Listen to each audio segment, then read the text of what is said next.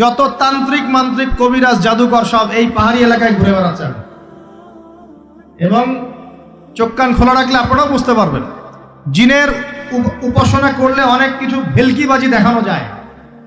জিনকে আল্লাহ পাক কিছু ক্ষমতা দিয়েছে। জিন অনেক দূর থেকে দেখতে পারে। মনে করেন যে কেউ একজন এখানে বসে আছে, সে দাবি করছে যে সে অলৌকিক ক্ষমতার অধিকারী, অথচ ওর কাছে জিন আছে। কি আছে? জিন। এখন আপনি শুনেছেন যে অমুক জায়গায় অমুক বাবা আছে, সে অনেক বড় ক্ষমতার অধিকারী, যাই দেখি ওনার কি ক্ষমতা। এখন আপনি রাস্তায় আসছেন, তার সেই জিন তো আগেই দেখতে পাচ্ছে আপনি আসছেন দূর থেকে, সে আগে খবর দিল আসতেছে মক্কেল, ওই যে মক্কেল আসতেছে। এখন সে বলল যে ওই ব্যক্তির সাথে যে জিন আছে ওর সাথে কানেকশন করো। সবার সাথে একটা জিন আছে না? আছে কি না? একটা করে জিন শয়তান আছে না সবার সাথে? দুইজন ফেরেশতা একজন জিন সবার সাথেই আছে। আছে কি নাই? আপনার জিন জানে আপনার সাথে অতীতে কি হয়েছিল? জানে তো। আপনার জিন আপনার সাথে আছে না শুরু থেকে? তাহলে আপনি 1 মাস আগে কি করেছেন আপনার জিন তো জানে। ও ভবিষ্যৎ জানে না কিন্তু অতীত তো জানে। ও তো ভবিষ্যৎ জানে না কিন্তু অতীতে আপনি কি করেছেন ও তো জানে না?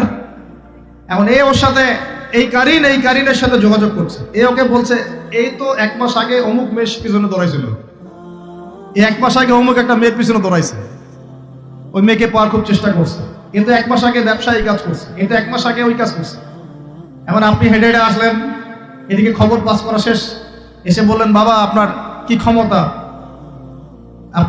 আমি আপনার ক্ষমতার নিদর্শন দেখতে চাই। সেই বাবা এখন বলছে যে তুই তো সেই ব্যক্তি না, তোর নাম অমুক না? আপনি তো ভেবাচাকা খেয়ে গেলেন। হ্যাঁ তাই তো, আমার নাম তো অমুক। তুই তো 1 মাস আগে এই মেয়ের পিছনে ঘুরছিস না? তাই তো, আপনি কেমন করে জানলেন? তুই 1 মাস আগে এই কাজ করছিস না? তাই তো, আপনি কেমন করে জানলেন? আপনার তো চোখ একদম আসমানে উঠে গেল। বাপরে বাপ, সে তো আমার অতীতের সব বলে দেয়, তুই অমুক জায়গায় এটা পাপটা করছিস না, তুই এই জায়গায় ওটা লুকায় রাখছিস না, ব্যাস আপনার মাথা খারাপ। জিনের উপাসনা করে মানুষ অনেকেই। আর জিনরা কি করে, অনেক সময় আসমানের কাছে যায় সংবাদ নেওয়ার জন্য। সূরা মুলক পড়েন, সূরা মুলকের 1ম পৃষ্ঠা পড়েন। আল্লাহ পাক ওদেরকে তাড়ানোর জন্য আসমানের মধ্যে এই উল্কাপিণ্ড নক্ষত্র নিক্ষেপ করেন। রুজুম আল্লিশ শায়াতিন, আল্লাহ বলেছেন এই নক্ষত্রগুলা আমি রুজুম আল্লিশ শায়াতিন, শয়তানদেরকে তাড়ানোর জন্য রেখেছি। সুবহানাল্লাহ। পৃথিবীতে অনেক কিছুই ঘটে, আমরা খালি চোখে বুঝতে পারি না। এখনকার যুগে কিন্তু বহু মানুষ জিনের উপাসনা করে। আর জিন বলে একটা জাতি আছে, আমাদের সাথে চলাফেরা করে, আমরা দেখতে পারি। আমরা কি সব দেখতে পারি? আমরা কি সব জানি? আমরা তো আমাদের আত্মাকেই দেখতে পারি না। এত ঘুমাই গেছেন, আত্মা চলে গেছে, দেখতে পারছেন? আর আমরা কি জানি? আমরা কতটুকু জানি আগামীকাল কি হবে আপনার সাথে, বলেন দেখি, কেউ জানে? আমাদের জ্ঞান কত ক্ষুদ্র, বুঝতে পারলাম। আগামীকাল কি হবে তাই জানি না, আমার আত্মাকেও চোখে দেখি না। আর আমি যদি দাবি করি এখন আমি সব জানতাম, তাহলে কি হবে? অতএব জিন জাতি আমাদের মধ্যেই আছে কি নাই? ওমা খালাকতুল জিন্না ওয়াল ইনসা ইল্লা লিয়াবুদুন, আমি জিন আর মানুষকে শুধুমাত্র আমার ইবাদত করার জন্যই সৃষ্টি করেছি। আল্লাহ পাক আমাদের সবাইকে আল্লাহ পাকের সত্য বোঝার তৌফিক দান করুন। এবার আসেন, এখন কেউ যদি জিনের উপাসনা করে, জিনকে সন্তুষ্ট করার জন্য এই কুরবানি করে, তাহলে কি শিরক হবে কিনা? সেজদা কার জন্যে? অন্য কারোর জন্য করলে কি হবে? কুরবানি কার জন্যে? অন্য কারোর জন্য করলে কি হবে? কার নামে কসম করতে হয়? যদি অন্য কারো নামে কসম করি, এই যে এখন বাপের নামে কসম, মায়ের নামে কসম করেন কেন? কসম করা যাবে না এভাবে। মান হালাফা বিগাইরি ইসমিল্লাহি ফাকাদ কাফার, কেউ যদি আল্লাহ ছাড়া অন্য কারো নামে কসম করে সে কুফরি করবে। যদি কসম করতেই হয় আপনাকে আল্লাহরই কসম করতে হবে। যদি কসম করতে হয় কার কসম করবেন? আর আল্লাহর কসম করে কি মিথ্যা বলতে পারবেন? মিথ্যা বললে তখন কাফারা দেওয়া লাগবে। আচ্ছা, কাফারা কি? সবচেয়ে সহজ কাফারা হচ্ছে 3টা রোজা রাখা। কয়টা রোজা? 3টা। আসেন আমরা যাই। এখন কসম করবো আল্লাহর জন্য, দোয়া করেন কার কাছে? দোয়া কার জন্য? এখন যদি অন্য কারোর কাছে দোয়া করা শুরু করি, সন্তানকে দিবে, অন্য কারোর কাছে চাওয়া শুরু করি। মনে করেন আপনার রোগ ব্যাধি দেওয়ার ভালো করার মালিককে, যদি এখন আপনি একটা আংটি পরে মনে করেন এই আংটি আপনার রোগ ভালো করবে, কি হবে? শিরক হবে কিনা? এরকম অগণিত কাজের শিরক আমরা করছি। আল্লাহ পাক আমাদের শিরক থেকে বাঁচান। ভবিষ্যতের মালিক কে? সময়ের মালিক কে? ভবিষ্যৎ কে জানে? রাস্তায় টিয়া পাখি দেখে ভাগ্য পরীক্ষা করছে, ও কি ভবিষ্যৎ বলতে পারবে? কিন্তু ওখানে গিয়ে হাত দেখান, সে হবে না? রাশিফল দেখা যায়, রাশিফল কি? রাশিফল, আজকে তোমার দিনটা কেমন যাবে, কালকে তোমার দিনটা কেমন যাবে, আছে না? তো এগুলো বিশ্বাস করলে কি হবে? এবং পদে পদে শিরকে নিমজ্জিত আছে। শিরক হচ্ছে এমন একটা পাপ, যেই পাপ আমলনামায় থাকলে পরে বিনা তওবায় যদি সেই ব্যক্তি মারা যায়, আল্লাহ পাক তাকে মাফ করবেন না। ভালো করে শোনেন, শিরক এমন একটা পাপ, যে পাপ যদি আমলনামায় থেকে যায়, বিনা তওবায় সে মারা যায়, শিরকের পাপ নিয়ে আল্লাহর সামনে দাঁড়ায়, আল্লাহ তাকে মাফ করবেন না। দলিল সূরা নিসা, আল্লাহ পাক বলেন, ইন্নাল্লাহা লা ইয়াগফিরু আন ইউশরাকা বিহি ওয়া ইয়াগফিরু মা দুনা যালিকা লিমান ইয়াশা। আল্লাহ পাক তার সাথে শিরকের গুনাহ মাফ করবেন না, এছাড়া যে কোনো গুনাহ যাকে ইচ্ছা মাফ করবেন।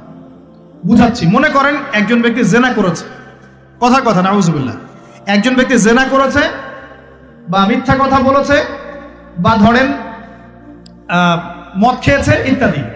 এখন সে তওবা করলে তো মাফ পেতই, তওবা করলে মাফ হতো না?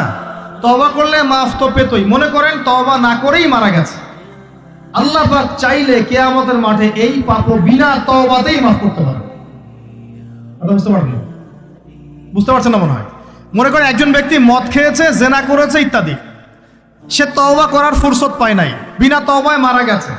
আল্লাহ পাক চাইলে কিয়ামতের মাঠে তওবা না করা সত্ত্বেও আল্লাহ পাক তাকে মাফ করতে পারে। কিন্তু একজন ব্যক্তি শিরকের পাপ করেছে, তওবা না করে মারা গেছে, আল্লাহ পাক কিয়ামতের মাঠে শিরকের পাপ মাফ করবেন। আমি কি বুঝতে পারছি? অন্য পাপের কারণে আল্লাহ রাব্বুল আলামিন শাস্তি দিয়ে হোক, কোনো একটা ভাবে হোক, নবীর সুপারিশের মাধ্যমে হোক, তাকে জাহান্নামে গেলেও সেখান থেকে বের করে জান্নাতে দিবেন ইনশাআল্লাহ। কিন্তু শিরকের পাপ যার আমলনামায় থাকবে, তার উপর জান্নাতকে হারাম করে দেওয়া হয়েছে। বলেন নাউযুবিল্লাহ।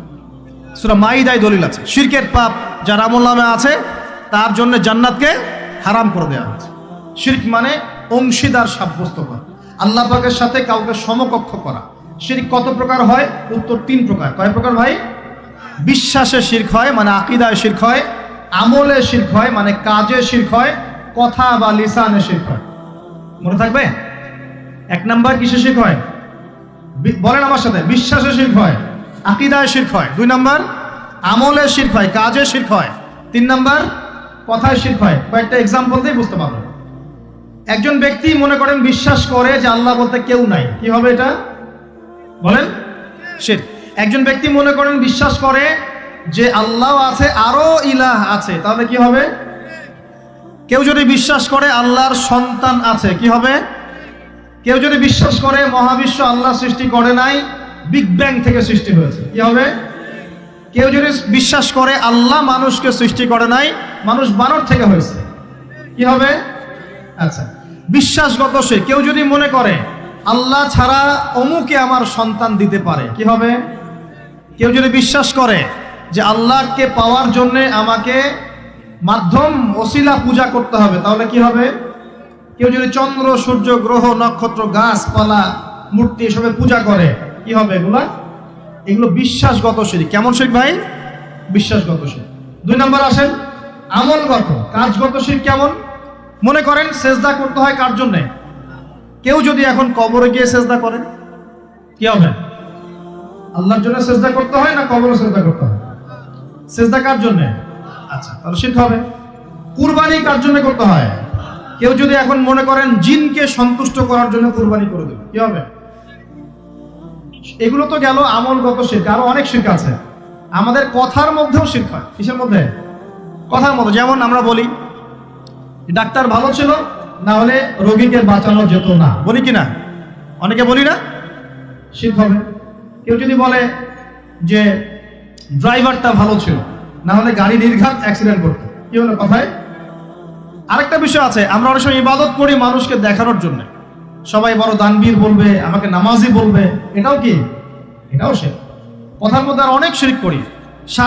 সার্বভৌম ক্ষমতার মালিককে, তাবারাকাল্লাযী বিয়াদিহিল মুলক, সার্বভৌম ক্ষমতার মালিককে আমরা যদি মনে করি আমরাই সার্বভৌম ক্ষমতার মালিক, কি হবে? ঠিক হবে না? এরকম প্রচুর শিরকে আমরা নিমজ্জিত আছি। সবচেয়ে বড় যে শিরকটা এখনকার বিশ্বে চলছে সেটা হলো আল্লাহ পাকের হালালকে আমরা হারাম করে নিচ্ছি, আল্লাহর হারামকে হালাল করে নিচ্ছি। করছে কি না বুঝতে পারছেন না মনে হয়। মাদক দ্রব্য কি হালাল না হারাম? আমরা অনেক সময় হালাল করে নিয়েছি, এই নাই? জেনা হারাম না হালাল? আমরা এখন জেনাকে প্রমোট করছি, উস্কে দিচ্ছি। সমকামিতা হালাল না হারাম? এই সমকামিতার ব্যাধি ছড়িয়ে পড়েছে এখন সমাজের রন্ধ্রে রন্ধ্রে, পড়েছে না? এদেরকে আল্লাহ পাক এমন শাস্তি দিবেন যে শাস্তি আল্লাহ পাক কুল কায়নাতে কাউকে দেন নাই। কেমন শাস্তি দিবেন?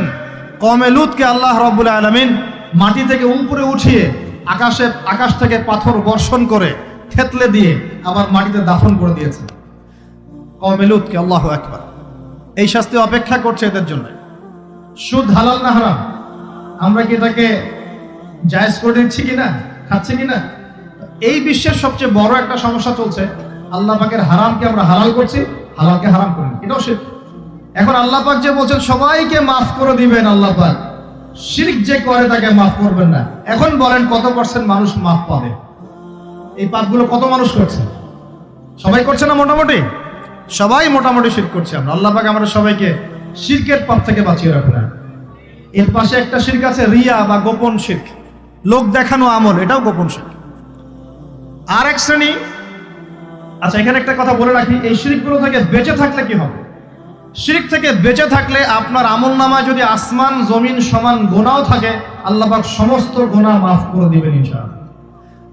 মনে করেন একজন ব্যক্তির আমল নামায় জেনা, সুদ, ঘুষ, হাবি জাবি দুনিয়ার পাপ দিয়ে ভর্তি, কিন্তু কোনো একটা কারণে বা কোনো একভাবে তার আমল নামায় শিরকের কোনো গুনাহ নাই, শিরক করে নাই, ইনশাআল্লাহ তাআলা কোনো না কোনো ওসিলায় হলে আল্লাহ পাক তাকে কিয়ামতের মাঠে মাফ করে দিবেন ইনশাআল্লাহ। একটা হাদিস বললেই যথেষ্ট হবে, তারপরে সামনে যাব। রাসূল সাল্লাল্লাহু আলাইহি ওয়াসাল্লামকে আল্লাহ পাক মেরাজের রাতে ওয়াদা করেছেন। কোন রাতে ভাই? মেরাজের রাতে ওয়াদা করেছেন, হে মুহাম্মদ সাল্লাল্লাহু আলাইহি ওয়াসাল্লাম, তোমার উম্মতের মধ্যে যে কোনো ব্যক্তি যত বড়ই পাপ করুক না কেন, আসমান জমিনের সমানও যদি পাপ করে আমার সামনে দাঁড়ায়, কিন্তু তার আমল নামায় শিরকের পাপ নাই, আমি আল্লাহ তার সামনে আসমান জমিন সমান ক্ষমা নিয়ে হাজির হব, মানে সে মাফ পেয়ে যাবে। অতএব শিরক মুক্ত আমল করতে পারলে ইনশাআল্লাহ এই নিসফু মিনা শাবান, লাইলাতুন নিসফি মিনা শাবান, এই শাবে বরাত যেটা আপনারা বলছেন, এই রাতে আল্লাহ পাকের ক্ষমা আমরা পেয়ে যাব ইনশাআল্লাহ। শিরক মুক্ত আমল করতে পারলেই ক্ষমা হবে ইনশাআল্লাহ। আল্লাহ পাক আমাদের সবাইকে শিরক থেকে বেঁচে থাকার তৌফিক দান করুন।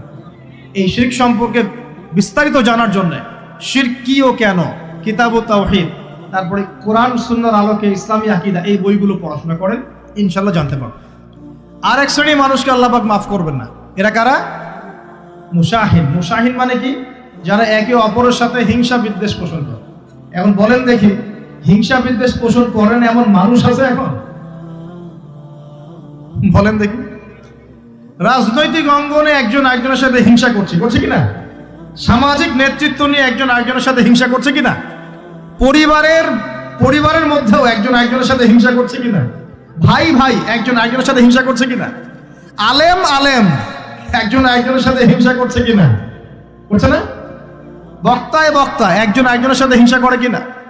ধর্ম থেকে শুরু করে বিশ্ব রাজনীতি পর্যন্ত হিংসার দাবানলে এখন পুরো বিশ্বের মানুষ জ্বলে পুরো শেষ হয়ে যাচ্ছে, হচ্ছে না?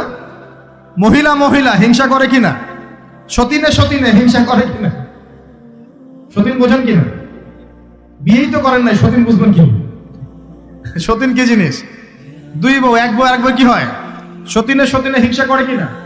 আয়েশা রাদিয়াল্লাহু আনহার বাসায় মানে ঘরে নবী সাল্লাল্লাহু আলাইহি ওয়াসাল্লাম বসে আছেন, ঢুকেছেন, আর অন্য একজন স্ত্রীর ঘর থেকে একটা খাবার আসতে পারে না, ভালোবেসে মহব্বত করে হাদিয়া দিয়েছেন। আয়েশা রাদিয়াল্লাহু আনহা যখন দেখলেন তার ঘরের মধ্যে খাবার পাঠিয়েছে অন্য একজন স্ত্রী, পুরো থালাটাকে মাথার উপর নিয়ে ধাবাস করে ভেঙে ফেলে দিলেন। রাসূলুল্লাহ সাল্লাল্লাহু আলাইহি ওয়াসাল্লাম মুচকি হাসছেন, আর উপস্থিত হয়তো আরো দু একজন ছিলেন, তাদেরকে বলছেন তোমাদের মা রাগ করেছে। তিনি নিজেই হাতে সেগুলো তুললেন, সব ভাঙাচুরা পিসগুলো নিজে তুলে রেখে দিয়ে ভালো থালা বাটিগুলো হাদিয়া পাঠালেন ওই স্ত্রীর ঘরে যে ঘর থেকে খাবার এসেছে। এইভাবে ডিল করতে হয় আর। রাসূল সাল্লাল্লাহু আলাইহি ওয়াসাল্লাম তখন রাগ হন নাই, কেন এই কাজ করলা, কেন এই কাজ করলা। আরেকদিন আয়েশা রাদিয়াল্লাহু আনহা একটা কথা বলে ফেলেছেন। নবী সাল্লাল্লাহু আলাইহি ওয়াসাল্লাম তার কোন এক স্ত্রীর কাছ থেকে এসেছেন। আয়েশা রাদিয়াল্লাহু আনহা বলছেন, আপনি তার সাথে আপনি তার কথা কিভাবে স্মরণ করেন, সে তো একটু খাটো, এরকম একটা কথা বলেছেন, সে তো একটু খাটো, একটু বেটে। আয়েশা রাদিয়াল্লাহু আনহাকে আমাদের নবীজি বলছেন, শোনো, তুমি এমন একটা কথা বলেছো, আমাদের সবার জন্য হেদায়েত আছে, তুমি এমন একটা কথা বলেছো, এই কথাটা যদি সমুদ্রের সাথে মিশিয়ে দেওয়া হয় পুরো সমুদ্রের পানি দূষিত হয়ে যাবে। বলি নাউজুবিল্লাহ। অবৈধ ভালোবাসা, বৈধটা না, অবৈধটা।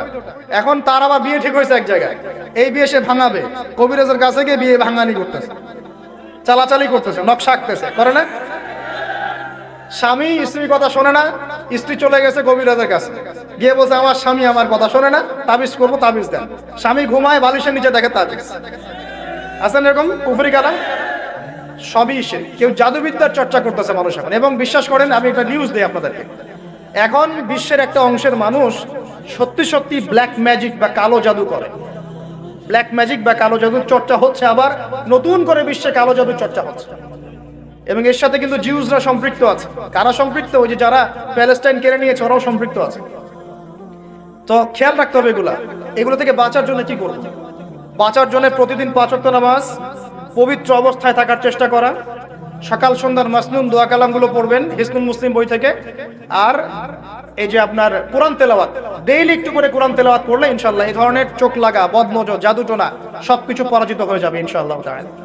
বহু মানুষ জিনের উপাসনা শুরু করেছে, হ্যাঁ, জিন তাবে করছে, জিনকে দিয়ে কাজ করাচ্ছে। এগুলো তো সায়েন্স বিশ্বাস করে না, করে? জিন জাতির অস্তিত্ব আছে কি নাই? ওমা খালাকতুল জিন্না ওয়াল ইনসা, আল্লাহ পাক বলছেন ওমা খালাকতুল জিন্না ওয়াল ইনসা, আমি জিন আর মানুষকে সৃষ্টি করেছি কি জন্য? ইল্লা লিয়াবুদুন, আমার ইবাদত করার জন্য। আমাদের সবার সাথে একটা করে শয়তান জিন আছে, আছে না নাই? আছে। বাথরুমে যান না, বাথরুমে যাওয়ার সময় কি দোয়া পড়েন? আল্লাহুম্মা ইন্নী আউযু বিকা মিনাল খুবসি ওয়াল খুবসি আর খাবাইস, মানে কি? খুবসি আর খাবাইস মানে কি? দুষ্ট, নোংরা জিন, শয়তান। তো সুলাইমান আলাইহিস সালামের যুগ থেকে জাদুবিদ্যার চর্চা চলে আসছে, এবং আমাদের নবী মুহাম্মদ সাল্লাল্লাহু আলাইহি ওয়াসাল্লামকেও কিন্তু জাদু করা হয়েছিল, জানেন না? আমাদের নবী সাল্লাল্লাহু আলাইহি ওয়াসাল্লামের মাথার চুল মোবারককে নিয়ে জাদু করেছিল এক ইহুদি মহিলা, ঠিক আছে? এই জাদুর অস্তিত্ব ছিল একটা কূপের নিচে। আলী রাদিয়াল্লাহু আনহু গিয়ে সেটাকে খুঁজে বের করেন, রাসূল সাল্লাল্লাহু আলাইহি ওয়াসাল্লামের সামনে ওটা ধ্বংস করে দেওয়া হয়। এরপরে এই সময় নাজিল হয় কুল আউযু বিরাব্বিল ফালাক মিন শাররি মা খালাক ওয়া মিন শাররি গাসিকিন ইযা ওয়াকাব ওয়া মিন শাররিন নাফাসাতি ফিল উকাদ। এটা হচ্ছে জাদুর আয়াত। ওয়া মিন শাররিন নাফাসাতি ফিল উকাদ ওয়া মিন শাররি হাসিদিন ইযা হাসাদ। এবার নাজিল হয় কুল আউযু বিরাব্বিন নাস মালিকিন নাস ইলাহিন নাস মিন শাররিল ওয়াসওয়াসিল খান্নাস আল্লাযী ইউওয়াসওয়িসু ফি সুদুরিন নাস মিনাল জিন্নাতি ওয়ান নাস। এই সূরা দুটো নাজিল হয় এই ঘটনার প্রেক্ষিতেই। আমরা তো শানে নজুল অনেকে জানি না, তো এইগুলো এখন শিরকি আকীদা আমাদের সমাজে চলছে। আবার একটা কি, কথার মধ্যে শিরক চলছে। কথা আমরা বলছি আমরাই সমস্ত ক্ষমতার অধিকারী, বলছে কি না? এরকম কথা শোনা যায় না? আর তাবারাকাল্লাযী বিয়াদিহিল মুলক মানে কি? বরকতময় সেই সত্তা যার হাতে সমস্ত ক্ষমতা, রাজত্ব। তাবারাকাল্লাযী বিয়াদিহিল মুলক, তিনি বরকতময় সত্তা যার হাতে সমস্ত ক্ষমতা। আমরা বলি লা হাওলা ওয়ালা কুওয়াতা ইল্লা বিল্লাহ, কোন শক্তি সামর্থ্য নাই কে ছাড়া? আল্লাহ ছাড়া। আর আমরা এদিকে বলছি সমস্ত ক্ষমতা আমাদের হাতে। এটা কি শিরক হচ্ছে না? শিরক হচ্ছে। আমরা বলি, অনেক সময় বলে ফেলি, ভাই কেমন আছেন? হ্যাঁ ভাই, আপনার দোয়ায় ভালো আছে। আপনি কি আমার দোয়ায় ভালো আছেন? আপনাকে বলতে হবে যে আলহামদুলিল্লাহ, আল্লাহর ইচ্ছায় অতঃপর আপনার দোয়ায় ভালো আছে। কথা খুব সাবধানে, আলহামদুলিল্লাহ আল্লাহর ইচ্ছায় এবং অতঃপর আপনার দোয়ায় ভালো আছে। অতঃপর বলতে হবে, অতঃপর এবং না, অতঃপর। বলছে মা কেমন আছে? ভালো আছে, ডাক্তার ভালো ছিল, না হলে মাকে বাঁচানো যেত না, ব্যাস শিরক হয়ে গেল। বলছে নৌকাটা ডুবে যাচ্ছিল, মাঝি ভালো ছিল, না হলে নৌকা ডুবে যায়। ড্রাইভারটা ভালো ছিল, না হলে রাস্তায় নির্ঘাত অ্যাক্সিডেন্ট হয়েছে। এইটা কথা আমরা চলতে ফিরতে শিরক করতেছি। এই যে ছেলেরা বল তোমাকে ছাড়া বাঁচবো না, যদি একটা মেয়ের জন্য জীবন দিয়ে দেন তাহলে আল্লাহর জমিনে আপনি আল্লাহর জন্য কি করবেন? তো এই যে অনেক গানও আছে, দেখবেন অনেক গানের লিরিক্স গুলো, ম্যাক্সিমাম গানের লিরিক্সের মধ্যে দেখবেন শিরকি কথা আছে। খেয়াল করে দেখবেন ম্যাক্সিমাম গানের লিরিক্সের মধ্যে শিরকি কথা আছে। আপনারা একটু খেয়াল করে দেখবেন, অনেক গানের লিরিক্স আছে এগুলো কিন্তু শিরকি কথা, আল্লাহর সাথে দ্রোহিতা হচ্ছে কি না? তো এই কথায় তিনটা ক্ষেত্র বললাম, কথায়, কাজে এবং চিন্তায়, এই তিনটা ক্ষেত্রে মুসলিম সমাজের মধ্যে এখন শিরক বিরাজ করছে। এটা আমাদের উম্মতের সবচেয়ে বড় সমস্যা এখন। আল্লাহ পাক আমাদের সবাইকে শিরক মুক্ত আমল করার তৌফিক এনায়েত করুন, সকলে বলে আমি। তাহলে কি করতে হবে? আমি কয়েকটা বই পড়ার পরামর্শ দিচ্ছি। কিতাবুত তাওহীদ একটা বই আছে, শিরক সম্পর্কে অনেক বিস্তারিত আলোচনা করা আছে, এটা পড়তে পারেন। তারপরে কোরআন সুন্নাহর আলোকে ইসলামী আকীদা একটা বই আছে, এটা পড়তে পারেন। আকীদা তাহাওয়িয়াটা পড়তে পারেন। আর শিরক সম্পর্কে আরো অনেক বইপত্র বাজারে বের হয়েছে, শিরক কি ও কেন ইত্যাদি টাইপের, এগুলো পড়লে আপনি শিরকের ধারণা পাবেন ইনশাআল্লাহ তাআলা। আল্লাহ পাক আমাদের সবাইকে শিরক মুক্ত আমল করার তৌফিক এনায়েত করুন, সকলেই বলি আমিন। আর একটা কথা বলি শিরক সম্পর্কে, সেটা হলো আধুনিক সময়ে কিন্তু নতুন একটা শিরক চালু হয়েছে, এটা শুনে রাখেন। সেটা কি? আল্লাহর যত হালাল আছে এগুলোকে মানুষ হারাম করছে দিন দিন, আর আল্লাহ পাকের হারামগুলোকে হালাল করছে দিন দিন। এটা কিন্তু একটা শিরকি আকীদা, এটাও কিন্তু শিরক, জানেন? ইত্তাখাযু আহবারাহুম ওয়া রুহবানাহুম আরবাবা মিন দুনিল্লাহ, তারা ধর্ম নেতা এবং সমাজ নেতাদেরকে রবের আসনে বসিয়েছিল। এখন আলী ইবনে হাতেম তিনি বলছেন রাদিয়াল্লাহু আনহু যে আমরা তো আমাদের ধর্মনেতা বা সামাজিক নেতাদের তো পূজা করি না। তখন নবী সাল্লাল্লাহু আলাইহি ওয়াসাল্লাম বলছেন, তারা কি আল্লাহর হালালকে হারাম করে দেয় না? তোমরা কি তা মেনে নাও না? আবার তারা কি আল্লাহর হারামকে হালাল করে ফেলে না? তোমরা কি তা মেনে নাও না? তখন তিনি বলছেন, বালা ইয়া রাসূলুল্লাহ, এটা তো আমরা করি। তখন নবী সাল্লাল্লাহু আলাইহি ওয়াসাল্লাম বলছেন, তিলকা ইবাদাতুহুম, এটাই তো ওদের ইবাদত করা। কেউ যদি আল্লাহর হালালকে হারাম করে আর আমরা তা মেনে নেই, আমরা ওদের ইবাদত করছি। কেউ যদি আল্লাহর হারামকে হালাল করে নেয়, হালালকে হারাম করে নেয়, আমরা তার কথা মেনে নেই, তাহলে আমরা তার ইবাদত করছি। আল্লাহ পাক আমাদেরকে এই ধরনের শিরক থেকে বাঁচার তৌফিক দান করুন। আরেকটা সমস্যা বলে শেষ করছি, উম্মার মানে দুর্দশার অন্যতম একটা কারণ, সেটা হলো বেদাত। এটুক বলে একটু বসেন, 10 মিনিট সময় নেব, এটা একটা ইম্পর্টেন্ট টপিক, এটা একটু বুঝতে হবে, খুব ইম্পর্টেন্ট। এই কারণে উম্মার মধ্যে অনেক ফাসাদ সৃষ্টি হয়েছে, ফিতনা সৃষ্টি হয়েছে, এবং মানুষ নবীর সুন্নত থেকে মুখ ফিরিয়ে এখন সব বেদাতি আমল করা শুরু করেছে। আর এই বেদাতগুলোকে মানুষ সামাজিকতা বলে চালিয়ে দেওয়ার চেষ্টা করছে। খুব খেয়াল রাখবেন, নবী সাল্লাল্লাহু আলাইহি ওয়াসাল্লামের সুন্নাহ মানে আল্লাহ পাক কোরআন নাজিল করেছেন, তার রাসূলের হাদিস আছে আমাদের সামনে। কোরআন এবং হাদিস নবী যেভাবে আমল করেছেন আমরা সেভাবে আমল করি, এর নাম সুন্নাহ। সাহাবায়ে কেরাম রাদিয়াল্লাহু আনহুম যেভাবে করেছেন আমরা সেটা করি, এর নাম সুন্নাহ। মানে নবী সাল্লাল্লাহু আলাইহি ওয়াসাল্লাম বলছেন, মাই ইয়াইশ মিনকুম বা'দি, তোমাদের মধ্যে আমার পরে যারা বেঁচে থাকবে, ফাসায়ারা ইখতিলাফান কাসীরা, তোমাদের মধ্যে যারা বেঁচে থাকবে আমার পর তারা দেখবে অনেক ইখতিলাফ চলছে সমাজের মধ্যে। তো আলাইকুম বিসুন্নতি ওয়া সুন্নতি খুলাফায়ে রাশিদিন মাহদিয়িন মিন বা'দি, তখন তোমাদের কাজ হবে আমার সুন্নতকে আঁকড়ে ধরে থাকা এবং আমার হেদায়েতপ্রাপ্ত খুলাফায়ে রাশিদা সাহাবায়ে কেরাম তাদের সুন্নতকে আঁকড়ে ধরে থাকা। এই সুন্নতের বাইরে যে কোনো কাজ, যে কোনো আকীদা, যে কোনো মতবাদ, এগুলো সবই বেদাত বলে গণ্য হবে। আল্লাহ পাক আমাদেরকে বোঝার তৌফিক দান করুন। যেমন তাওহীদে থাকতে হবে, শিরক করা যাবে না, ঠিক তেমনি সুন্নতে থাকতে হবে, বেদাত করা যাবে না। সুন্নত কেমন? নবী সাল্লাল্লাহু আলাইহি ওয়াসাল্লাম ঘুমিয়েছেন যেভাবে, সেইভাবে ঘুমাবো সুন্নত। নবীজি ঘুমিয়েছেন, ঘুমানোর আগে ওযু করেছেন, ডান দিকে কাত হয়েছেন, আল্লাহুম্মা বিইসমিকা আমুতু ওয়া আহইয়া বলেছেন, সূরা মুলক তেলাওয়াত করেছেন, পারলে আপনি করবেন, আয়াতুল কুরসি পড়েছেন, সূরা বাকারার শেষের 3টা আয়াত করেছেন, 33 বার সুবহানাল্লাহ, 33 বার আলহামদুলিল্লাহ, 34 বার আল্লাহু আকবার পড়েছেন, ঘুমিয়ে গেছেন। এখন যদি নবীর সুন্নাহ মতো ঘুমাই, এই ঘুমটাও নেকির কাজ হবে ইনশাআল্লাহ। এখন যদি ঘুমানোর নতুন কোন তরিকা আমি বের করি, তাহলে নবীর সুন্নতের বাইরে বেদাত হয়ে যাবে। বেদাত শব্দের অর্থ হচ্ছে নতুন আবিষ্কার। একটু মনোযোগ দেন প্লিজ, একটু বসেন, এইটুক শেষ করে দিচ্ছি। বেদাত শব্দের অর্থ হচ্ছে নতুন আবিষ্কার। সুন্নাহ মানে যেমন আদর্শ, রীতি, আল্লাহ পাকেরও সুন্নত আছে, নবী সাল্লাল্লাহু আলাইহি ওয়াসাল্লামেরও সুন্নত আছে, আমরা তার সুন্নত মেনে জীবন করব ইনশাআল্লাহ। আল্লাহ পাক তৌফিক দান করুন। ঠিক তাওহীদের বিপরীত যেমন শিরক থাকে, সুন্নতের বিপরীত থাকে কি? বেদাত, মানে নতুন আবিষ্কার। এটাকে দুই ভাগে ভাগ করা যায়, খেয়াল করি একটু আমার দিকে। কয় ভাগে ভাগ করা যায়? দুই ভাগ। একটা হচ্ছে দুনিয়াবি ক্ষেত্রে নতুন আবিষ্কার, একটা দিনের ক্ষেত্রে নতুন আবিষ্কার। দুনিয়াবি ক্ষেত্রে মানে কি?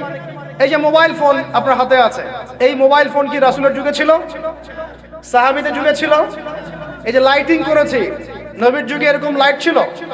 মাইকে কথা বলছি, নবীর যুগে মাইক ছিল, এরোপ্লেন, আমরা এয়ারক্রাফটের সফর করছি, নবীর যুগে এয়ারক্রাফট ছিল। খেয়াল করে দেখেন, আমরা যখন বাহনে উঠছি, আমরা বাহনে উঠে দোয়া পড়ছি, আল্লাহু আকবার আল্লাহু আকবার আল্লাহু আকবার, সুবহানাল্লাযী সাখখারা লানা হাযা ওয়া মা কুন্না লাহু মুকরিনিন ওয়া ইন্না ইলা রাব্বিনা লামুনকালিবুন। এই দোয়া বদলে গেছে না যায় নাই? দোয়াটা কি বদলেছে? এই দোয়াটা নবী সাল্লাল্লাহু আলাইহি ওয়াসাল্লাম গাধার পিঠে উঠে পড়েছেন, ঘোড়ার পিঠে উঠে পড়েছেন, ওই সময়কার সমসাময়িক বাহনের পিঠে উঠে পড়েছেন। আমরা এ যুগের সমসাময়িক বাহনের পিঠে উঠে একই দোয়া পড়ছি। দোয়া কি চেঞ্জ হয়েছে না বাহন চেঞ্জ হয়েছে? এই যে বাহন যে পরিবর্তন হয়েছে, এটা টেকনোলজি না, প্রযুক্তি, টেকনোলজি। এটা হচ্ছে দুনিয়ার ক্ষেত্রে বেদাত, যেটা সম্পূর্ণ জায়েজ। কথা বুঝতে পারছেন? এটা সম্পূর্ণ জায়েজ যতক্ষণ পর্যন্ত না স্পষ্ট কোনো দলিল পাওয়া যাচ্ছে এটার এগেনস্টে, যেটা হারাম। স্পষ্ট দলিল না পাওয়া যাওয়া পর্যন্ত এটাকে আপনি বৈধ রাখতে পারেন। এটা এক নম্বর। আরেকটা বেদাত হলো দিনের ক্ষেত্রে বেদাত। দিনের ক্ষেত্রে কেমন? নবী সাল্লাল্লাহু আলাইহি ওয়াসাল্লাম বলছেন, মান আহদাথা ফি আমরিনা হাদা, সহিহ মুসলিম হাদিস নাম্বার 1718। নবীজি বলছেন, মান আহদাথা ফি আমরিনা হাদা মা লাইসা মিনহু ফাহুয়া রাদ। কোন ব্যক্তি যদি এই দিন ইসলামের মধ্যে এমন কোন আমল চালু করে যে আমলের সমর্থনে আমাদের পক্ষ থেকে কোনো প্রমাণ নাই, সেটা ইরাদ বা প্রত্যাখ্যাত, সেটা বাতিল। নবী সাল্লাল্লাহু আলাইহি ওয়াসাল্লাম অন্য হাদিসে বলছেন, মান আহদাথা ফি আমরিনা হাযা মা লাইসা মিনহু ফাহুয়া রাদ, মান আমিলা আমালান লাইসা আলাইহি আমরুনা ফাহুয়া রাদ। আমার সাথে বলেন দেখি, বেদাত শব্দের অর্থ কি? নতুন আবিষ্কার। কয় প্রকার হয়? কয় প্রকার হয়? একটা দুনিয়াবি ক্ষেত্রে, যেমন বললাম যে এই যে প্রযুক্তিগত বেদাত যেগুলো হয়েছে, এগুলো জায়েজ না জায়েজ? জায়েজ যতক্ষণ পর্যন্ত না এগুলোর বিপরীতে কোনো দলিল স্পষ্ট পাওয়া যাচ্ছে ততক্ষণ পর্যন্ত জায়েজ। আর একটা দিনের ক্ষেত্রে যেটা, সেটা কি জায়েজ হবে না জায়েজ হবে? দিনের ক্ষেত্রে যদি আমরা এমন কোন আমল করি নেকির আশায়, সওয়াবের আশায়, যেটা রাসূল করেন নাই, সাহাবীরা করেন নাই, এবং তাবেঈন ইমামগণ সবার থেকে প্রমাণিত না, এই কাজটা যদি সওয়াবের আশায় করতে যাই, যার পক্ষে কোনো দলিল পাওয়া যায় না, সেটাকেই বাতিল প্রত্যাখ্যাত বেদাত বলা হয়। কথা বুঝতে পারছেন কিনা? উদাহরণ দিলে এবার ক্লিয়ার হবে। কয়েকটা ভাবে হতে পারে। যেমন এক নাম্বার ধরন কেমন? মনে করেন যে আপনি হালুয়া রুটির সেমাই খাবেন। খুব ভালো কথা। হালুয়া রুটির সেমাই খাওয়া কি জায়েজ না জায়েজ? এই খাবারটা হালাল না হারাম? হালাল। আপনি আজ এখনো খেতে পারেন, আপনি সকালেও খেতে পারেন, আপনি দুপুরেও খেতে পারেন, যখন ইচ্ছা তখন খেতে পারেন। কিন্তু যদি আপনি কোনো দিবসকে কেন্দ্র করে এরকম একটা সংস্কৃতি চালু করেন যে আজকে 15ই শাবান, আমরা সবাই এখন হালুয়া রুটি খাবো, এই যে একটা দিনকে কেন্দ্র করে আপনি একটা নতুন কাজ শুরু করলেন, এই কাজটাকে আমরা বেদাত বলে ফেলছি। মনে করেন আপনি দরুদ পড়বেন, খুব ভালো কথা, দরুদ ভালো জিনিস, দরুদ পড়লে নেকি হয়। কিন্তু দরুদ পড়লে নেকি হয়, রাসূলের জীবনী চর্চা করলে নেকি হয়, তাকে সালাম দিলে নেকি হয়, সব ঠিক আছে। কিন্তু এখন যদি আপনি নবীর জন্ম দিবসটাকে কেন্দ্র করে এই কাজগুলোকে ঘটা করে করার চেষ্টা করেন, যেটা নবীজি করেন নাই, সাহাবীরা করেন নাই, এটা হলো ধরনগত বেদাত। কথা বুঝতে পারছেন কিনা? দুই নম্বরে আসেন, একটা হয় জিন্সগত। জিন্স মানে প্রকরণ। এটা কেমন? আল্লাহ পাক আমাদেরকে কুরবানি করতে বলেছেন চতুষ্পদ জন্তু। চতুষ্পদ জন্তু বুঝি 4 পাওয়ালা। এখন ঘোড়ারও তো 4 পা। এখন যদি আমরা কুরবানি করতে গিয়ে এখন ঘোড়া কুরবানি করা শুরু করি, বলেন কি বুঝলেন? আচ্ছা, ঘোড়া বাদ দেন, মুরগি কুরবানি করা শুরু করি, মোরগ কুরবানি করা শুরু করি, মনে করলেন যে সমস্যা কি? এটাও তো আল্লাহর সৃষ্টি, হালাল তো, মুরগি খাওয়া তো হালাল, মোরগ খাওয়া তো হালাল, তো গরু ছাগল বাদ দিয়ে মুরগি কুরবানি করলাম, কি সমস্যা? করতে পারবেন না, কারণ আল্লাহ পাক চতুষ্পদ জন্তু কুরবানির কথা বলেছেন। এটা যদি করেন জিনসগত বেদাত হয়ে যায়। কথা বুঝতে পারছেন? 3 নাম্বার একটা হচ্ছে যেটাকে আমরা বলি আদাদ বা সংখ্যাগত। যেমন আল্লাহ পাক বলেছেন এশার নামাজ পড়তে 4 রাকাত, ফরজ নামাজ কয় রাকাত? 4 রাকাত। কেউ যদি মনে করে এখন না, নামাজ খুব ভালো কাজ, নামাজ পড়লে নেকি হয়, তো 4-এর জায়গায় আমি 5 রাকাত পড়ব, কি হবে? ফজরের নামাজ 2 রাকাত ফরজ। আর কেউ যদি মনে করে নামাজ তো খুব ভালো জিনিস, ভালো কাজ পড়লে কি সমস্যা, নামাজ তো পড়লে নেকি হয়, 2 রাকাত পড়লে নেকি হয়, 4 রাকাত পড়লে আরো বেশি নেকি হয়। আর 4 রাকাত পড়া শুরু করলে কি হবে? গ্রহণযোগ্য না বাতিল? এটা হলো। তো এই যে কিছু মানুষ এখানে শিরক করছে, তারপর কিছু মানুষ কি বলছে যে গ্রহ নক্ষত্র চন্দ্র সূর্যের উপাসনা করা যায়, করছে না মানুষ? কিছু মানুষ কবর পূজা করছে কিনা, কিছু মানুষ মাজারের পূজা করছে কিনা, কিছু মানুষ মৃত ব্যক্তির কাছে নজর মানত করে কিনা, কিছু মানুষ মৃত ব্যক্তির কাছে এই যে কুরবানি জবাই করে কিনা, কিছু মানুষ এই যে জাদুবিদ্যার চর্চা করছে কিনা, তারপর ওই যে ভাগ্য গণনা করছে কিনা রাশিফল দেখে, কিছু মানুষ টিয়া পাখির মাধ্যমে ভাগ্য গণনা করছে কিনা। প্রত্যেকটা রন্ধ্রে শিরক। প্রথম শিরক হচ্ছে আকীদার, বিশ্বাসের। আল্লাহ ছাড়া কেউ সন্তান দিতে পারে, বিশ্বাস করলে শিরক। আল্লাহ ছাড়া কেউ আমাকে পরকালে বাঁচাবে, বিশ্বাস করলেই শিরক। আল্লাহ ছাড়া কেউ আমাকে ভালো করতে পারে, বিশ্বাস করলে শিরক। খারাপ করতে পারে, বিশ্বাস করলে শিরক। আল্লাহ ছাড়া কেউ উপকার অপকার করতে পারে, বিশ্বাস করলে শিরক। আল্লাহ থেকে সব হয়, এই কনসেপ্টের বাইরে গেলেই শিরক হয়ে যাবে। সবকিছু কার থেকে হয়? তো এই যে লা ইলাহা ইল্লাল্লাহ একটা আকীদার বিষয়, প্রথমে আকীদার মধ্যে শিরক ঢুকেছে। একটা শিরক ঢুকেছে আমলের মধ্যে, আর শিরকু ফিল আমাল, আমলগুলোর মধ্যে। কিরকম? এই যে আল্লাহ বাদ দিয়ে অন্য কাউকে সেজদা করা, আল্লাহ বাদ দিয়ে অন্য কারোর জন্য নজর মানত করা, আল্লাহ বাদ দিয়ে অন্য কারোর জন্য এই যে আপনি কুরবানি করছেন, হ্যাঁ, আল্লাহ ছাড়া অন্য কারোর কাছে দোয়া করছেন, সবই শিরক। এই যে আপনি হাতের মধ্যে একটা বালা পরে আছে, বালাটা খুলতে বললে খোলেন না। কেন খোলেন না? আপনার ধারণা এটা খুলে ফেললে আপনার ক্ষতি হবে, রোগ আর ভালো হবে না। এই যে আকীদা, শিরকি আকীদা, টাটকা শিরকি আকীদা। যদি মনে করেন যে এটা খুললে, এই যে আংটি একটা পরেছেন, মনে করেন এই নিয়াতে পরে থাকেন যে এই আংটি পরার পরে আমার রোগ ভালো হবে, টাটকা শিরকি। এমনি যদি পরেন সৌন্দর্য বর্ধনের জন্য পরেছি, কোনো সমস্যা, ইন্নামাল আমালু বিন্নিয়াত। কিন্তু যদি এই নিয়াতে পরেন এই আংটিটা পরলে আমার রোগটা ভালো হবে, খুললে আর রোগ ভালো হবে না, ব্যাস শিরক হয়ে গেছে। তারপরে বিয়ে হচ্ছে না, তাবিজ করতেছে, তাবিজ করলে বিয়ে হবে, শিরক হয়ে গেল। নবী সাল্লাল্লাহু আলাইহি ওয়াসাল্লাম বলেছেন, রাতের বেলা তোমরা বাচ্চাদেরকে সন্ধ্যাবেলা ছেড়ে দিও না, সন্ধ্যাবেলা বাচ্চাদেরকে ছেড়ে দিও না, আগে ভালো করে সন্ধ্যাটা হয়ে যাক, যদি ছাড়তে হয় তারপর ছেড়ো। তারপর রাতের রাত যখন গভীর হবে তখন তোমরা এলোপাথালি ঘোরাফেরা করো না, রাস্তাঘাটে বনে জঙ্গলে ঘোরাফেরা করো না। কারণ এই সময় এমন কিছু মাখলুককে আল্লাহ পাক ছেড়ে দেন যাদেরকে তোমরা দেখো না। এখন বিজ্ঞান যেটা প্রমাণ করতে পারে নাই, এটা কি বিজ্ঞানের ব্যর্থতা না ইসলামের ব্যর্থতা? যদি বৈজ্ঞানিকভাবে আপনি প্রমাণ করতে না পারেন তাহলে সেটার কোনো অস্তিত্ব নাই। এই কথাটাকে ডাহা মিথ্যা কথা। যদি মুমিন হতে চান তাহলে এই কথার উপরে এসে ইসলাম কবুল করতে হবে। যদি মুমিন মুসলিম হতে চান এই কনসেপ্টটার ঊর্ধ্বে এসে ইসলাম কবুল করতে হবে। আল্লাহ রব্বুল আলামিন এবং তার রাসূল যা বলেছেন সেটাই চূড়ান্ত সত্য, সেটা আমরা প্রমাণ করতে পারি বা না পারি, এটাকে অন্ধভাবেই বিশ্বাস করতে হবে। এটাই হচ্ছে একটা মৌলবাদী কনসেপ্ট। আর এভাবে ইসলামের মৌলিক বিষয়গুলোকে না মানলে কেউ মুসলিমই হবে না। কথা কি বুঝতে পারছেন? আচ্ছা, তিনি বলছেন রাতের বেলা এমন কিছু মাখলুক বের হয় যাদেরকে তোমরা দেখো না। দুষ্ট জিন বের হয়। কি বের হয়? জিন জাতি নাই পৃথিবীতে? আল্লাহ পাক সূরা জিন নামে একটা গোটা সূরা নাজিল করেছেন, করেন নাই? হাফেজ আছে না এখানে মানুষ? কুলু হিয়া ইলাইয়া আন্নাহু ইসতামা নাফারুম মিনাল জিন্নি ওয়া ক্বালু ইন্না সামি'না কুরআনান আজাবা। জিনদের একটা দল কোরআন শুনে বলেছিল যে আমরা অদ্ভুত আজব একটা কোরআন শুনেছি। তারপর তারা গিয়ে তাদের কওমের কাছে ইসলামের দাওয়াত দেয়, ওই কওম ইসলাম কবুল করে।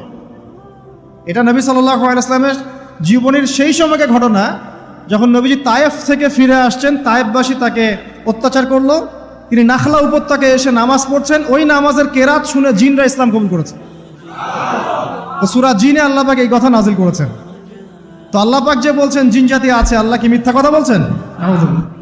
নাকি নাসা যখন বলে এলিয়েন আছে তখন ওইটা সত্য, আর আল্লাহ বলছেন জিন জাতি আছে, এটা মিথ্যা?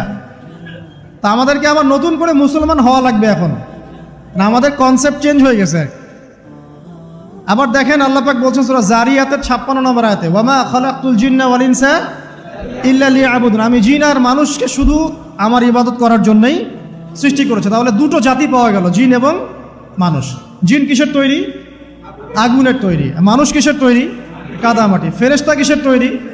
নূরের তৈরি। তো এই যে সৃষ্টির বৈচিত্র্য, এটা কার কার সৃষ্টি? তো সেই আল্লাহ পাকের জ্ঞান সবচেয়ে বেশি না আমার জ্ঞান সবচেয়ে বেশি? সে আল্লাহর পক্ষ থেকে যখন কোরআন এবং হাদিস নাজিল হবে তা আমি অন্ধভাবে মানব না, নাকি আমি আল্লাহকে চ্যালেঞ্জ করবো ইবলিসের মতো? ইবলিস আল্লাহকে চ্যালেঞ্জ করছে না, খলাকতানি মিন নার ওয়া খলাকতাহু মিন তিন, আমি কেন আদমকে সেজদা করতে যাব? আমি কেন আদমকে সেজদা করতে যাব? আপনি আদমকে সৃষ্টি করেছেন মাটি দিয়ে, আমাকে সৃষ্টি করেছেন আগুন দিয়ে, তাহলে আমি আদমের চাইতে সুপিরিয়র, আমি আদমের চাইতে সেরা, তা আমি কেন ওকে সেজদা করতে যাব? তো ইবলিস আল্লাহকে চ্যালেঞ্জ করলো না? তো এখন আমরা যারা আল্লাহকে চ্যালেঞ্জ করছি, এখন এই বিশ্বে যারা আল্লাহকে চ্যালেঞ্জ করছে, কোরআনকে চ্যালেঞ্জ করছে, হাদিসকে চ্যালেঞ্জ করছে, এরা কি আল্লাহর অনুগত বান্দা না ইবলিসের এজেন্ট? এরা এই চ্যালেঞ্জিং ফিলোসফিটা পেল কোথা থেকে? ওই ইবলিস থেকে। ইবলিস থেকে এই ফিলোসফি এসেছে। আর ইবলিস তো এখনো মরে যায় নাই, মরে গেছে, বরং সে এখন প্রবীণ বয়স্ক হয়ে গেছে, তার অভিজ্ঞতা এখন অনেক বেশি। তার অভিজ্ঞতা কি বেশি? দেখবেন ইবলিস সবার আগে আদম সন্তানের গা থেকে কাপড় খুলে ফেলেছিল, জানেন? আপনাকে দেখাচ্ছি, সূরা আরাফ পড়েন। সূরা আরাফের মধ্যে আল্লাহ পাক বলছেন, ইয়া বানি আদম, হে আদম সন্তান, লা ইয়াফতিনান্নাকুমুশ শাইতান, হে আদমের সন্তানরা তোমরা শুনে রাখো, শয়তান ইবলিস যেন তোমাদেরকে ফিতনায় ফেলতে না পারে। কে বলছেন? আল্লাহ। কিরকম ফিতনা? ইয়ানজিউ আনহুমা লিবাসাহুমা, যে ইবলিস তোমাদের বাবা মায়ের গা থেকে কাপড় খুলে ফেলেছিল। ইয়া বানি আদম লা ইয়াফতিনান্নাকুমুশ শাইতান কামা আখরাজা আবাওয়াইকুম মিনাল জান্নাহ ইয়ানজিউ আনহুমা লিবাসাহুমা। আল্লাহ পাক বলছেন, হে আদমের সন্তানরা, তোমরা সতর্ক থেকো, ইবলিস যেন তোমাদেরকে ফিতনায় ফেলতে না পারে, যেমন করে সে তোমাদের বাবা এবং মাকে জান্নাত থেকে বের করে দিয়েছিল এবং তাদের গায়ের কাপড় খুলে ফেলেছে। কখন কাপড় খুলে গেছে জানেন? যখন ওই যে গাছের কাছে তারা চলে গেলেন, ওই যে এই গাছের কাছে যেও না, ওয়ালা তাকরাবা হাদিহিশ শাজারা, তোমরা এই গাছের কাছে যেও না। যখনই তারা গাছের কাছে গেলেন, ফল খেলেন, সাথে সাথে গায়ের কাপড় খুলে পড়ে গেছে। এর আগ পর্যন্ত দুজন জানতেন না কার লজ্জাস্থান কেমন। এই ঘটনার পর একে অপরের লজ্জাস্থান উন্মুক্ত হয়ে যায়। তারপর তারা জান্নাতের পাতাগুলো ছিঁড়ে ছিঁড়ে লজ্জাস্থান ঢাকতে লাগলেন। তাহলে ইবলিস আমাদের পিতামাতাকে প্রতারিত করে ধোকায় ফেলে গা থেকে কাপড় খুলে ফেলেছে না? কথা কি বুঝতে পারছেন? এটাই আল্লাহ পাক বলছেন, তোমাদের কাপড় যেন তারা খুলতে না পারে, তোমাদেরকে যেন হে আদম সন্তান ইবলিস ফিতনায় ফেলতে না পারে। তাহলে এখন আপনি বলেন, এই বিংশ শতাব্দীতে এসে, একবিংশ শতাব্দীতে এসে যারা মুসলিমদের গা থেকে কাপড় খুলে ফেলতে চায়, এরা কার এজেন্ট? এরা কার এজেন্ডা বাস্তবায়ন করছে? প্রমাণ হিসেবে কি আমি নিজের মন করা কথা বললাম, না কোরআন থেকে দলিল দিলাম? কোন সূরা? সূরা আরাফ এর প্রথম 3টা পৃষ্ঠা পড়েন, ডিটেইলস লেখা আছে। আর আল্লাহ পাক বলেছেন, ওয়ালাকাদ ইয়াসসারনাল কুরআনা লিযিকরি ফাহাল মিন মুদ্দাকির, কোরআনকে আমি বোঝার জন্য একদম সহজ করেছি, যে কেউ কোরআন বুঝতে পারবে ইনশাআল্লাহ। খালি পড়ে দেখো, ফাহাল মিন মুদ্দাকির, কেউ কি আছো কোরআন উপলব্ধি করবে? তো কোরআন বুঝতে হবে স্বচ্ছ মন নিয়ে। বিরোধিতা করার মন নিয়ে যদি কোরআন বুঝতে যান তাহলে আপনি বিভ্রান্ত হয়ে যাবেন। স্বচ্ছ মন নিয়ে, একটা কলবুন সালিম নিয়ে, আত্মসমর্পণের নিয়াতে আপনাকে কোরআন বুঝতে হবে। দেখবেন আল্লাহ আপনাকে হেদায়েত দিবেন ইনশাআল্লাহ। আল্লাহ পাক আমরা সবাইকে কোরআন বোঝার তৌফিক দান করুন। তো যেটা বলছিলাম প্রিয় ভাইরা, রাতের বেলা এই সব প্রাণী বের হয়, নবী সাল্লাল্লাহু আলাইহি ওয়াসাল্লাম বলেছেন, অতএব আপনাদের বাচ্চা যারা আছে এদেরকে সন্ধ্যাবেলায় বাইরে ছেড়ে দিবেন না। এখন কিন্তু প্রচুর ঘটনা ঘটছে, প্রচুর জিনঘটিত ঘটনা ঘটছে, রুকিয়া করাতে হচ্ছে, জাদুটোনা করা হচ্ছে, বানটোনা করা হচ্ছে না? আর অনেক সময় আমরা মনে করি, এখন সায়েন্সের যুগ তো, মানুষ মনে করে এগুলোর কোনো ভিত্তি নাই মনে হয়। কোরআন বলছে জাদু সত্য। কে বলছে? কোরআন বলছে জাদু সত্য। কোন সূরা? সূরা বাকারা আয়াত নাম্বার 101। সূরা বাকারা আয়াত নাম্বার 101, 102 পড়ে দেখেন। ওয়াত্তাবাউ মা তাতলু শায়াতিন আলা মুলকি সুলাইমান, এই আয়াতটা পড়েন, বিশাল একটা আয়াত আছে। ওয়ামা কাফারা সুলাইমান ওয়ালাকিন্না শায়াতিন কাফারু ইউআল্লিমুনা আন-নাস আস-সিহর। এই সিহর দিয়ে কি হতো? মা ইউফাররিকুনা বিহি বাইনাল মারই ওয়া যাওজি। সুলাইমান আলাইহিস সালামের সময় এই জাদুবিদ্যার প্রচলন ছড়িয়ে পড়ে। এই জাদু মানুষ শিখে কি করছিল? নারী পুরুষের মাঝখানে, স্বামী স্ত্রীর মাঝখানে বিভেদ সৃষ্টি করছিল। এখন দেখেন না, পরিবারের স্বামী স্ত্রীর বন্ধন ভেঙে যায় না? খুব ভালো সম্পর্ক, হঠাৎ করে সম্পর্ক খারাপ, কেউ কাউকে দেখতে পারে না, এমন হচ্ছে না? এই জাদুবিদ্যা সত্য। এবং এখনকার অনেক ভণ্ড যে কবিরাজগুলো বের হয়েছে, এরা জিনকে তাবে করে নিয়ে এই জিনদের মধ্য দিয়ে মানুষের মধ্যে জাদু ছড়িয়ে দিয়েছে, এবং এর ফলশ্রুতিতে বহু পরিবার ধ্বংস হয়ে যাচ্ছে। এই জাদুবিদ্যা সত্য। রাতের বেলা ঘুমানোর সময়ও আয়াতুল কুরসি তেলাওয়াত করতে হয়। এই হাদিসের রাবি হচ্ছেন আবু হুরায়রা রাদিয়াল্লাহু তাআলা আনহু, যাকে নবী সাল্লাল্লাহু আলাইহি ওয়াসাল্লাম গনিমতের মাল পাহারা দেওয়ার দায়িত্ব দিয়েছিলেন। তো প্রথম রাতে আবু হুরায়রা রাদিয়াল্লাহু আনহু লক্ষ্য করলেন যে মাল চুরি করার জন্য একজন এসেছে। তিনি চোরকে ধরলেন। চোর খুব অনুনয় বিনয় করল যে আমার অবস্থা খুব খারাপ, খুব দরিদ্র, আমাকে ছেড়ে দাও। আবু হুরায়রা রাদিয়াল্লাহু আনহু তাকে ছেড়ে দিলেন। পরের রাতে সেই চোর আরও একবার আসলো, তিনি আবার তাকে ধরলেন, আবারও ছেড়ে দিলেন। তৃতীয় রাতে তিনি তাকে ধরলেন এবং বললেন, এবার তোমাকে আমি ছাড়ব না। তখন সেই ব্যক্তি বিখ্যাত সাহাবী আবু হুরায়রা রাদিয়াল্লাহু আনহুকে বলছেন যে আমি তোমাকে বিশেষ একটা আমল শিখিয়ে দিব, যে আমলটা করলে পরে রাতের বেলা শয়তান তোমার নিকটবর্তী হবে না। তো আবু হুরায়রা রাদিয়াল্লাহু আনহু বলছেন, কি সেই আমল, শিখিয়ে দাও, যদি শিখিয়ে দাও তাহলে ছেড়ে দেব তোমাকে। তখন সেই ব্যক্তি বলছে যে রাতের বেলা কেউ যদি আয়াতুল কুরসি তেলাওয়াত করে ঘুমানোর সময়, সেই ব্যক্তির ধার কাছেও শয়তান আসবে না ইনশাআল্লাহ, এবং আল্লাহ পাকের পক্ষ থেকে একজন ফেরেশতা তাকে পাহারা দিবে ইনশাআল্লাহ। তো রাসূলুল্লাহ সাল্লাল্লাহু আলাইহি ওয়াসাল্লাম পরের দিন ফজরের নামাজে আবু হুরায়রা রাদিয়াল্লাহু আনহুকে দেখে মুচকি মুচকি হাসছেন যে তোমার রাতের সাথীর কি খবর। কারণ ওহীর মাধ্যমে নবী সাল্লাল্লাহু আলাইহি ওয়াসাল্লাম আগেই জেনেছেন কি হয়েছে গত রাতে। এটাই আল্লাহ পাকের ওয়াহী, যেটা কোনো বিজ্ঞান যুক্তি দর্শনের ব্যাখ্যায় আসবে না। আসবে না। তো আবু হুরায়রা রাদিয়াল্লাহু আনহু বলছেন যে আমি তো ইয়া রাসূলুল্লাহ তাকে ছেড়ে দিয়েছিলাম, পরে আবার এসেছে, আবার ধরেছি, আবার ছেড়ে দিয়েছি, আবার এসেছে। এবার ছাড়বো না পণ করেছিলাম, কিন্তু এবার সে আমাকে একটা আমল শিখিয়ে দিয়েছিল, তো এই আমল শেখানোর বদৌলতে আমি ওকে ছেড়ে দিয়েছি। কি আমল? রাতের বেলা আয়াতুল কুরসি তেলাওয়াত করলে শয়তান নিকটবর্তী হবে না, এবং রাতের বেলা একজন ফেরেশতা আল্লাহর পক্ষ থেকে ওই ব্যক্তিকে পাহারা দিবে ইনশাআল্লাহ। তো রাসূলুল্লাহ সাল্লাল্লাহু আলাইহি ওয়াসাল্লাম বলছেন এই কথা শুনে যে তোমার কাছে এসেছিল সে হচ্ছে ইবলিস, শয়তান।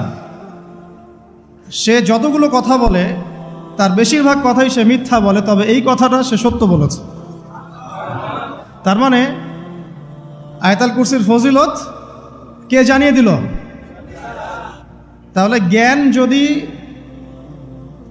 সত্য হয়, জ্ঞানটা যদি সত্য হয়, মানে আল্লাহ এবং তার রাসূলের দলিল থাকে সেখানে, তো সেই সত্য জ্ঞানটা নেয়ার ব্যাপারে কোনো প্রতিবন্ধকতা থাকবে না।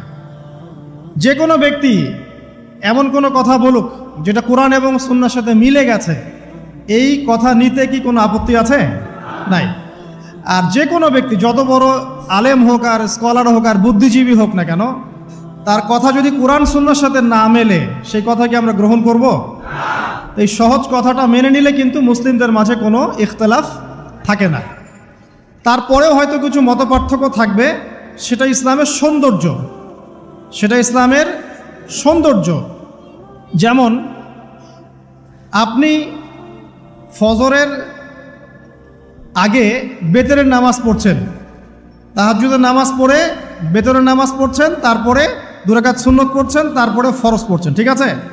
এই আমলটা নবী সাল্লাল্লাহু আলাইহি ওয়াসাল্লাম কর্তৃক স্বীকৃত এবং সুন্নাহ। এখন কেউ যদি ঘুমানোর আগেই বেতের নামাজ পড়ে ফেলে, শেষ রাত্রে যদি নফল নামাজ পড়ার সুযোগ হয় পড়ে সুন্নত পড়ে ফজরের 2 রাকাত ফরজ পড়লো, তার আমল কি বাতিল? তো বেতরের নামাজ ঘুমানোর আগে পড়লেও চলে, শেষ রাত্রে পড়লেও চলে। ইসলামের এটা সৌন্দর্য না? সৌন্দর্য। মনে করেন যে আপনি জোহরের আগে, ফরজ নামাজের আগে 4 রাকাত সুন্নত পড়েন না? আচ্ছা, এটা হাদিস থেকে প্রমাণিত তো? আচ্ছা, কেউ যদি 2 রাকাত সুন্নত পড়ে হবে না? এটার হাদিস নাই? আছে। তাহলে এটা সৌন্দর্য না? এটা সৌন্দর্য। কখন এটা আমল করলেন, কখন ওইটা আমল করলেন। আচ্ছা, এরকম বলতে গেলে রাত শেষ হয়ে যাবে আসলে। মানে অসংখ্য আমল আছে যেগুলো ইসলামের সৌন্দর্য। রাসূলুল্লাহ সাল্লাল্লাহু আলাইহি ওয়াসাল্লাম সাহাবায়ে কেরামের যুগে এভাবেই সাহাবীরা আমল করেছে। আর এখন কি হয়েছে, আমরা ওই যে হাতির 7 কানার হাতি দেখার গল্প আছে না? কেউ বলেছে হাতি হচ্ছে খাম্বার মতো, কেউ বলেছে কুলার মতো, কেউ বলেছে হাতি হচ্ছে কি বলেন, এই যে কি সুচালু কিশোর মতো। আসলে পুরো হাতি সম্পর্কে এদের কারোই ধারণা ছিল না। আমাদের সমস্যা হচ্ছে আমরা ইসলামের অংশ বিশেষকে ফলো করি, এর বাইরে কিছু পেলে আমরা মনে করি সেটা আর ইসলামে নাই। তাই হয় না? আমি যতটুকু জানি বুঝি এতটুকু আমল করি, এর বাইরে যদি কোনো দলিল থাকেও সেটা মানার ব্যাপারে আমাদের আগ্রহ থাকে না। তখনই কিন্তু ইসলামকে নিয়ে আমরা এই যে দলীয়করণে চলে যাই, আর আস্তে আস্তে মুসলিম উম্মার ঐক্যটা নষ্ট হয়। ঐক্য নষ্ট হতে হতে আজকে কি অবস্থাটা তো দেখতেই পাচ্ছেন। তো আগে ওই জায়গাটা শেষ করি।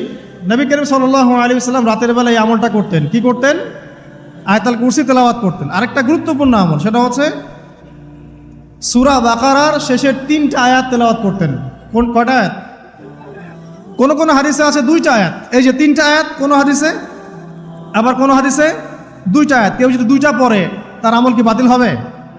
আর যদি কেউ 3টা পড়ে আরো ভালো, উত্তম। যে দুনিয়াতে যে ব্যক্তি শয়তান, মানুষ শয়তান, তার সাথে জিন শয়তানের যোগাযোগ থাকে, বিশ্বাস করেন না? দুনিয়াতে যে ব্যক্তি মানুষ শয়তান, তার সাথে জিন শয়তানের যোগাযোগ থাকে। একটা হাদিসে এমনও পড়েছিলাম আমরা স্টুডেন্ট লাইফে, যে আল্লাহ রাব্বুল আলামিন যখন কোনো আদেশ নাজিল করেন তখন ফেরেশতারা সেটা নিয়ে ডিসকাস করতে থাকেন আসমানে, এবং জিন জাতি প্রথম আসমানের কিনারা পর্যন্ত পৌঁছে যায় এবং সেখানে গিয়ে কানে শ্রবণ করার চেষ্টা করে কি নিয়ে আলোচনা করা হচ্ছে। যদি কোনো একটা সংবাদ তাদের কান পর্যন্ত চলে আসে, তাদেরকে বিতাড়িত করার জন্য আল্লাহ রাব্বুল আলামিন উল্কাপিণ্ড ছোড়েন। ওখানকার ফেরেশতারা আছেন, তারা অগ্নিশিখা নির্বাপন করেন। সূরা সফফাতের প্রথম দিকে পড়ে দেখবেন। এই জিন দুনিয়াতে যে কবিরাজ বা তান্ত্রিক বা জাদুকরের আন্ডারে আছে, সে এসে তাকে জানিয়ে দেয় এই হতে যাচ্ছে। তখন সেই তান্ত্রিক এই সত্যটার সাথে আরও 100টা মিথ্যা জড়িয়ে জনগণকে বিভ্রান্ত করে। তখন তার কথা ফলে যায়, মানুষ মনে করে যে তান্ত্রিক অনেক বড় কিছু হয়ে গেছে। তো এগুলো সবই ফিতনা। যাই হোক, এই জিনের ব্যাখ্যা কিন্তু আমরা করতে পারছি না বিজ্ঞান দিয়ে। আমরা আত্মা কাকে বলে জানি না। আত্মার কি কোনো বৈজ্ঞানিক ব্যাখ্যা আছে? স্বপ্ন দেখি মাঝে মাঝে আমরা, স্বপ্ন সত্য হয়। অনেক সময় অনেকের স্বপ্ন সত্য হয়, কোরআন তার সাক্ষী। অনেক সময় অমুসলিমের স্বপ্ন সত্যি হতে পারে, কোরআন তার সাক্ষী। ইউসুফ আলাইহিস সালাম জেলখানায়, মনে আছে? 2জন ব্যক্তি স্বপ্ন দেখলেন, একজন শরাব পান করাচ্ছেন মনিবকে, আরেকজনের মাথার মধ্যে রুটি, এখান থেকে পাখি রুটি খেয়ে চলে যাচ্ছে। এই 2জন ব্যক্তি কিন্তু অমুসলিম, মুসলিম নন। তারপরে ইউসুফ আলাইহিস সালাম বললেন, একজন নিষ্কৃতি পাবে এবং তার মালিককে সে শরাব পরিবেশন করবে, সে মুক্ত হয়ে যাবে সামনেই, অচিরেই। আরেকজন ব্যক্তি তোমাকে শুলদণ্ড দেওয়া হবে, তোমার মাথার মধ্যে যে মগজ আছে এটা পাখি এসে খেয়ে ফেলবে। কুদি আল-আমর, এটা হয়ে গেছে, এটা আল্লাহর পক্ষ থেকে ফয়সালা। তাহলে এই স্বপ্ন মিথ্যা ছিল না সত্য? তো এই স্বপ্নের বৈজ্ঞানিক কি ব্যাখ্যা আছে? বিজ্ঞান কি এই পর্যন্ত যেতে পারবে? নাই। অতএব সব কিছুর বৈজ্ঞানিক ব্যাখ্যা খুঁজতে হবে না। নবী সাল্লাল্লাহু আলাইহি ওয়াসাল্লাম বলেছেন, নবী সাল্লাল্লাহু আলাইহি ওয়াসাল্লামের প্রতি দরুদ পাঠ করা হলে এই দরুদগুলো সংগ্রহ করার জন্যে এক শ্রেণীর ফেরেশতা আছেন, স্পেশাল ফেরেশতা, মালায়েকা। আর আমাদের সায়েন্স অবশ্য মালায়েকায় বিশ্বাস করে না, তারা জিন জাতিতেও বিশ্বাস করে না। যদিও বা নবী করিম সাল্লাল্লাহু আলাইহি ওয়াসাল্লাম বলেছেন এক শ্রেণীর স্পেশাল ফেরেশতা আছেন যারা দরুদগুলোকে সংরক্ষণ করেন। আমরা যে কথাগুলো বলছি রেকর্ড হয়ে যাচ্ছে না? আজকে থেকে 100 বছর 200 বছর আগে মানুষ এটা কল্পনা করতে পারতো? আমরা এখন যেখানেই মুভ করছি, সিসি ক্যামেরা, ভিডিও, এটা সেটা, স্যাটেলাইট, এগুলো আছে না? আজকে থেকে 300 বছর আগে মানুষ এগুলো বিশ্বাস করতে পারতো? আজকে থেকে 1000 বছর আগের কোনো মানুষকে বলেন যে স্যাটেলাইট দিয়ে পুরো বিশ্ব নিয়ন্ত্রণ করা যায়, সে বলবে যে পাগল, তার মাথায় ঢুকবেই না স্যাটেলাইট কি জিনিস। ঠিক একইভাবে আল্লাহ পাকের জ্ঞান হচ্ছে লক্ষ কোটি কোটি বছর আগের, চির নতুন, চির প্রাচীন, চির আধুনিক। এই জ্ঞানের ঊর্ধ্বে কারো জ্ঞান নয়। এই জন্য এখন এগুলো কথা অনেকেই প্রশ্ন তোলে যে ফেরেশতা আবার কি জিনিস, জিন আবার কি, ইসলাম এগুলোতে কেন বিশ্বাস করে? সুবহানাল্লাহ। মানে তাদের বক্তব্য হচ্ছে ল্যাবরেটরিতে যেটা প্রমাণ করা যাবে না সেটার অস্তিত্ব নাই। প্রত্যেকটা বস্তুকে হয় কঠিন হতে হবে, না হলে তরল, না হলে বায়বীয়, এর বাইরে কিচ্ছু নাই। আসলে কি তাই? তো সব কিছুকেই বিজ্ঞান দিয়ে ব্যাখ্যা করতে হবে জরুরি না, এর ঊর্ধ্বে অনেক কিছু আছে। এর জ্ঞান এর শেষ সীমা থেকে আল্লাহ পাকের জ্ঞান শুরু হয়। অতএব এটাকেই চূড়ান্ত জ্ঞানের মানদণ্ড মনে করার কোনো কারণ নাই। আমাদের মধ্যে একটা শিরকি আকীদা ঢুকে গেছে এখন। এটা একটা শিরকি আকীদা। সেটা হচ্ছে যে কোনো বিষয় যদি বৈজ্ঞানিকভাবে প্রমাণিত না হয়, কোরআন সুন্নাহয় থাকলেও মনে করি এটার অস্তিত্ব নাই। এটা আমাদের সাইকোলজিক্যাল সমস্যা। এখন এই জেনারেশনের বেশি সমস্যা, কারণ তারা পড়াশোনা করতে করতে মনে করছে সব কিছুকেই বিজ্ঞান দিয়ে প্রমাণ করতে হবে। তুমি তো তোমার আত্মাকেই প্রমাণ করতে পারবে না। একটা মানুষ হাঁটছে রাস্তা দিয়ে, পড়ে গেল, ডেড, এরকম হচ্ছে না? তাহলে কি এমন ছিল তার দেহের মধ্যে, বের হয়ে চলে গেল, সে ডেড? বলবে হৃদযন্ত্রের ক্রিয়া বন্ধ হয়ে মারা গেছে। তা ক্রিয়াটা বন্ধ হলো কিভাবে? কে হুকুম করলো? কার আদেশে বন্ধ হলো? কে নিয়ে গেল রুহটা, আত্মাটা? তো এগুলো তো ব্যাখ্যা করতে পারবে না। সো এই কনসেপ্ট থেকে বের হয়ে আসতে হবে যে প্রত্যেকটা বিষয় বিজ্ঞান দিয়ে প্রমাণ হলে পরেই বিশ্বাস করব, না হলে করব না। এটা ঠিক নয়। কোরআন এবং সুন্নাহ যা আছে এটা চূড়ান্ত। এর বাইরে যা আছে এটা যদি কোরআন সুন্নাহর সাথে মিলে যায় আমরা গ্রহণ করব, কোনো সমস্যা নেই। কিন্তু না মিললে আমরা কোশ্চিন কালো সেটা মানতে রাজি নই। আসুন, নবী করিম সাল্লাল্লাহু আলাইহি ওয়াসাল্লাম বলেছেন এক শ্রেণীর স্পেশাল ফেরেশতা আছেন, মালায়েকা, নূরের তৈরি, আলোর তৈরি, আলো দিয়ে তৈরি, নূর দিয়ে তৈরি, যারা নিঃসন্দেহে আলোর বেগের চেয়ে বেশি বেগে ভ্রমণ করতে পারেন, নিঃসন্দেহে। আচ্ছা, তো তারা স্পেশালি এই দরুদগুলোকে সংগ্রহ করেন, দরুদ এবং সালাম এটাকে সংগ্রহ করেন, করে নবী সাল্লাল্লাহু আলাইহি ওয়াসাল্লাম পর্যন্ত পৌঁছে দেন। এরপর আল্লাহ রাব্বুল আলামিন, আল্লাহ সুবহানাহু ওয়া তাআলার ইচ্ছায় নবী করিম সাল্লাল্লাহু আলাইহি ওয়াসাল্লাম এর জবাব দিয়ে থাকেন। একটু চিন্তা করেন যে আপনি মনে করেন আল্লাহ রাসূল সাল্লাল্লাহু আলাইহি ওয়াসাল্লামের দরজায় দাঁড়িয়ে আছেন, কথার কথা মনে করেন যে তিনি জীবিত আছেন, কথার কথা। আপনি তার বাড়ি চেনেন, তার বাসায় গেলেন, গিয়ে নক করলেন, গিয়ে নক করে বললেন আসসালামু আলাইকুম। এবার নবী সাল্লাল্লাহু আলাইহি ওয়াসাল্লাম ভিতর থেকে আপনাকে বললেন, কথার কথা ধরে নেন যে ওয়ালাইকুম আসসালাম। এর অর্থ কি? ওয়ালাইকুম আসসালাম অর্থ কি? আপনার উপরেও শান্তি বর্ষিত হোক। আচ্ছা, আবার মনে করেন আপনি বাসার ভিতরে আছেন, আপনার বাসায় নবীজি এসেছেন সাল্লাল্লাহু আলাইহি ওয়াসাল্লাম, কথার কথা। এবার তিনি আপনার দরজায় নক করছেন, নক করে বলছেন আসসালামু আলাইক, তোমার উপর শান্তি বর্ষিত হোক। তো নবী সাল্লাল্লাহু আলাইহি ওয়াসাল্লামের এই যে দোয়া, তোমার উপরে শান্তি বর্ষিত হোক, এটা যে যত বেশি পাবে তার জীবনটা তত সুন্দর হবে না? অতএব যে ব্যক্তি যত বেশি দরুদ পাঠ করবে, যত বেশি সালাত প্রদান করবে নবী সাল্লাল্লাহু আলাইহি ওয়াসাল্লামকে, ইনশাআল্লাহ তাআলা সে সচ্ছল হবে, টেনশন ফ্রি থাকবে, সুখে শান্তিতে পৃথিবীতে বসবাস করবে ইনশাআল্লাহ। আর সুখ বলতে আমি শুধুমাত্র চাকচিক্য বোঝাচ্ছি না, বাড়ি গাড়ি স্ট্যাটাস বোঝাচ্ছি না। সুখী হওয়ার জন্য টাকা যথেষ্ট না। অনেক সময় দেখবেন কোটিপতি মানুষ সুখী নয়, একজন ভ্যান চালক সুখী। তো সুখ টাকা দিয়ে কেনা যায়? সুখ বলতে মনের সুখকে বোঝানো হচ্ছে। আল্লাহ পাক আমাদেরকে বোঝার তৌফিক দান করুন। আমি যেটা বলতে চাচ্ছিলাম, জুমার দিনে বেশি থেকে বেশি নবীর উপর দরুদ পাঠ করতে হবে। কোন দরুদ পাঠ করব? একটা সংক্ষিপ্ত দরুদ আছে, পড়তে পারি আল্লাহুম্মা সাল্লি ওয়া সাল্লিম আলা নবিয়িনা মুহাম্মদ, এটা পড়তে পারি। আরেকটা আছে আল্লাহুম্মা সাল্লি আলা মুহাম্মাদিন ওয়া সাল্লিম, এটা সংক্ষিপ্ত। আর যদি আপনার সামনে নবীর নাম উচ্চারণ করা হয় বলবেন সাল্লাল্লাহু আলাইহি ওয়াসাল্লাম। অথবা সবচেয়ে সেরা দরুদ হচ্ছে দরুদ ইব্রাহিম, আল্লাহুম্মা সাল্লি আলা মুহাম্মদ ওয়া আলা আলি মুহাম্মদ কামা সাল্লাইতা আলা ইব্রাহিম ওয়া আলা আলি ইব্রাহিম ইন্নাকা হামিদুম মাজিদ। আল্লাহুম্মা বারিক আলা মুহাম্মদ ওয়া আলা আলি মুহাম্মদ কামা বারাকতা আলা ইব্রাহিম ওয়া আলা আলি ইব্রাহিম ইন্নাকা হামিদুম মাজিদ। এটা প্রথম আমল, জুমার দিনে করবেন। এছাড়া প্রত্যেক দিন সকালে 10 বার এবং সন্ধ্যায় 10 বার করে দরুদ পড়বেন। তাহলে কি হবে? ইনশাআল্লাহ তাআলা আপনি, আমি, আমরা সবাই কিয়ামতের মাঠে নবী সাল্লাল্লাহু আলাইহি ওয়াসাল্লামের সুপারিশ পেয়ে যাব ইনশাআল্লাহ।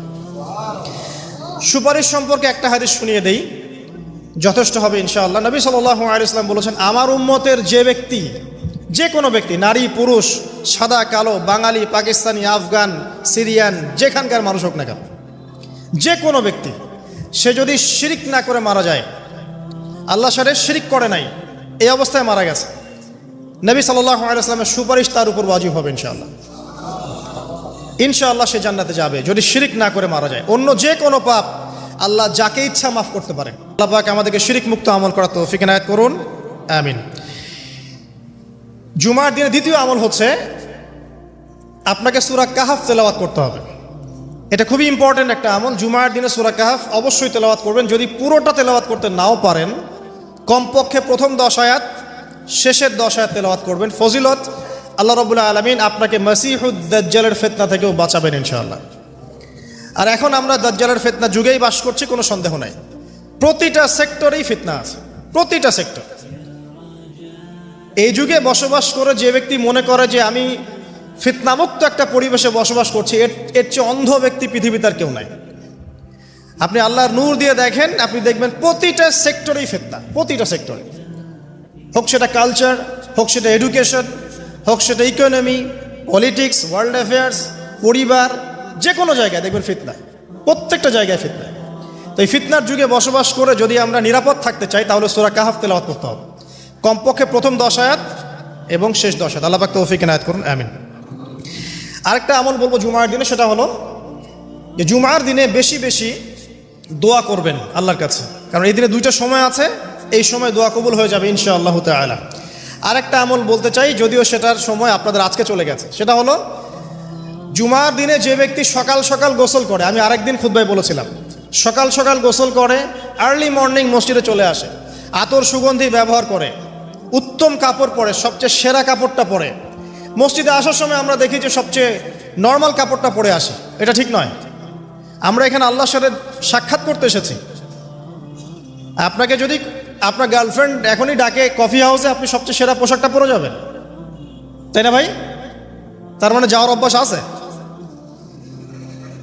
বা কোনো বিশেষ ব্যক্তি যদি আপনাকে ডাকে, এমপি হোক, মন্ত্রী হোক, বা কোনো ব্যারিস্টার, কোনো স্যার, কোনো জজ, আপনাকে একটা কনভারসেশনের জন্য ডাকলো, আপনি সবচেয়ে সেরা পোশাকটা পরে যাবে, তাই না? আপনার সামর্থ্য অনুযায়ী সবচেয়ে সেরা পোশাক পরতে হয় মসজিদে আসার সময়।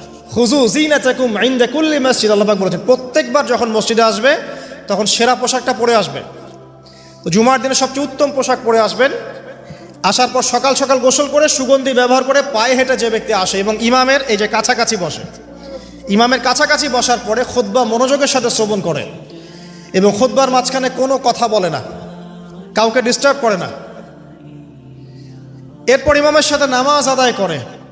এই ব্যক্তির আমল নামায় যে নেকি লেখা হবে, নবীজি বলছেন সে যে প্রত্যেক পদক্ষেপ ফেলে এখানে এসেছে, তার বিনিময়ে, একটা পদক্ষেপের বিনিময়ে 1 বছরের নফল রোজা আর 1 বছরের নফল তাহাজ্জুদের নেকি তার আমল নামায় লিখে দেওয়া হবে ইনশাআল্লাহ। এই কাজগুলো আমরা জুমার দিন খুব সহজেই করতে পারি। আল্লাহ পাক আমাদের জুমাকে মূল্যায়ন করার তৌফিক দান করুন। আর দেখবেন আমরা জুমাটাকে উপলব্ধি করি কিভাবে, এনজয় করি কিভাবে।